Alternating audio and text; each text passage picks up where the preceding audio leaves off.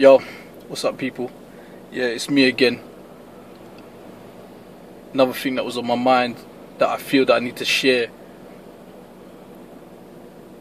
This is basically about a program that was aired yesterday on Channel 4 regarding the real Islam. Now, I mean, I could rip holes in it. You know, I can be here forever. It's no point.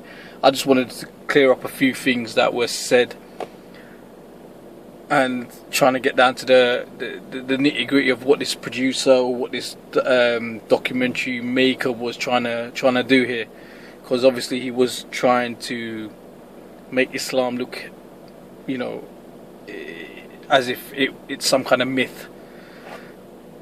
Basically, what this guy was trying to say was Islam was made by the Arabs because they didn't have nothing else, no other power movement. So he was basically denouncing the Prophet Muhammad, peace be upon him. He was trying to say that Mecca isn't the birthright of the Prophet, peace be upon him. I mean, I could go on for so much times, you know, of these accusations that this guy made, and might I say, with no back up to it whatsoever. Now, what you got to look at in documentaries like this is, number one, if it's done by a non-Muslim, it's always going to have some kind of issues, because obviously a non-Muslim,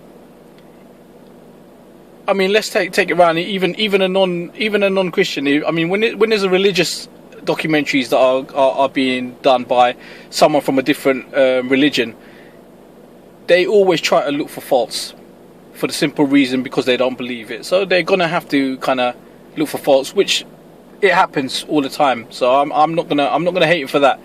But when you look for faults, you need to bring evidence about these faults. You need to show people, wait a minute, this is wrong, and this is the reason why it's wrong, or this is wrong, and here's the proof that this is wrong. Now, what this guy done was, for the whole show, for the whole documentary, he just threw out all of these apparent personal opinions. That's what he was. There was just his own personal opinions, and he was throwing them out left, right, and centre, talking about so much nonsense regarding, you know, our beliefs, and basically trying to say it's all a myth. And now what people do is, when they can't find holes in a particular thing, what they try to do is dismiss it altogether, because they can't dissect it. He tried to dissect it, and there was nothing to dissect. There was no contradictions. There was no holes in Islam itself. I mean, in the religion, there is none. I still give people, you know, you can show me what you can, but there's no holes in the religion. It's proven by Christian scholars as well as Islamic scholars, scholars from all different nations, that they've tried to say that this is that, but there's always been a reason why it's false, that, you know, their accusations are all false. But anyway, this guy tried to bring a new accusation now, to say that in his mind it's like, okay, we can't dissect Islam, we can't find no faults in the religion itself, in its teachings, and so let's try to blow it off as a myth in general. Let's try to say that these people done it by their own means, you know. So that's what he was trying to do. He's trying to blow it off like a myth, which is ridiculous. You know what I mean? Like I said, I've seen a lot of anti-Islamic programs and anti-Islamic views, and this is probably one of the worst ones. And another way you got to look at it is, now every documentary maker needs to bring some kind of proof. Now, this guy didn't have one Islamic scholar, even a Christian scholar. He didn't have no historians that could back up anything. Why, if this guy was going to make these accusations, why didn't he have an Islamic scholar there, or a Christian scholar there who knows the truth? And why didn't he question them? Was he afraid of the answers? Was he afraid that they had the answers? So this is what you got to look at as well. When you do your research, when you do your, you know, whatever you're trying to find, you need to show the proof. Now, this guy had no proof whatsoever.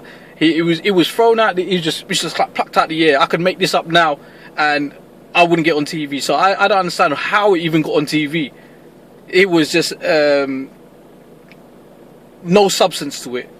Why didn't he have any scholars in there? Why wasn't he asking questions where there was people who could answer him? Why was he just asking the questions to you and not having any answers? And at the end of the day, it was like, where did it go?